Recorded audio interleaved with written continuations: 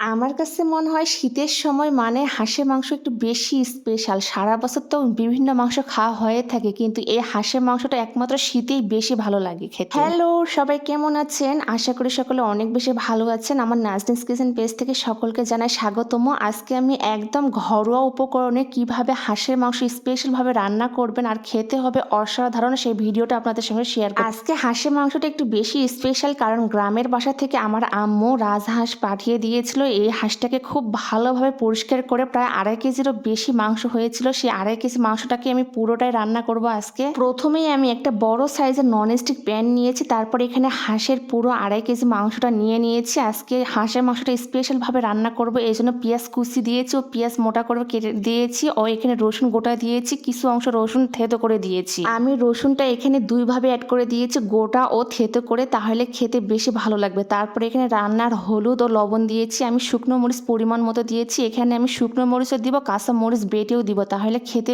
বেশি ভালো লাগবে। হাঁসের মাংস রান্না করার জন্য সব ধরনের গরম মশলা অ্যাড করে দিয়েছি পরিমাণ মতো। আপনারা যেই রকম মাংস নেবেন সেই অনুযায়ী মশলাটা অ্যাড করে দিবেন। তারপর এখানে জিরা, আদা, রসুন পেস্ট দিয়েছি পরিমাণ মতো ও কাঁচা মরিচ বাটাও দিয়েছি, তাহলে বেশি স্পেশাল হবে আজকে রান্নাটা। সব ধরনের মশলা অ্যাড করার পর একদম শেষ পর্যায়ে আমি এখানে সরিষার তেল দিয়েছি পরিমাণ মতো। আমি আজকে সরিষার তেল দিয়ে রান্না করব, তাহলে রান্নাটা আমার কাছে মনে হয় বেশি স্পেশাল হয়। তারপর হাতের সাহায্যে সবগুলো উপকরণ ভালোভাবে মিক্সড করে 10 মিনিটের মতো রেস্টে রেখে দিব। সব ধরনের মশলা দিয়ে রেস্টে রাখার ফলে মশলাটা অনেক ভালো মেরিনেট হয় আর খেতে বেশি ভালো লাগে। আমি 10 মিনিট পর পরিমাণ মতো পানি দিয়ে ঢাকনা দিয়ে ঢেকে চুলার উপরে বসে দিব। এই রান্নাটা করতে অবশ্যই একটু সময় নিয়ে রান্না করবেন, তাহলে বেশি ভালো লাগবে। শীতের সময় আমার কোন কোন বন্ধুরা আছেন যারা রাজহাঁসের মাংসের সঙ্গে চালের আটার রুটি অথবা চাপটি অনেক বেশি পছন্দ করেন, কমেন্টে জানাতে ভুলবেন না। আমার জামাইয়ের তো অনেক বেশি পছন্দ, এই জন্য শীতকাল আসলে আমি একটু স্পেশালভাবে এই রাজহাঁসের মাংসটা রান্না করার চেষ্টা করি। রাজহাঁসের মাংস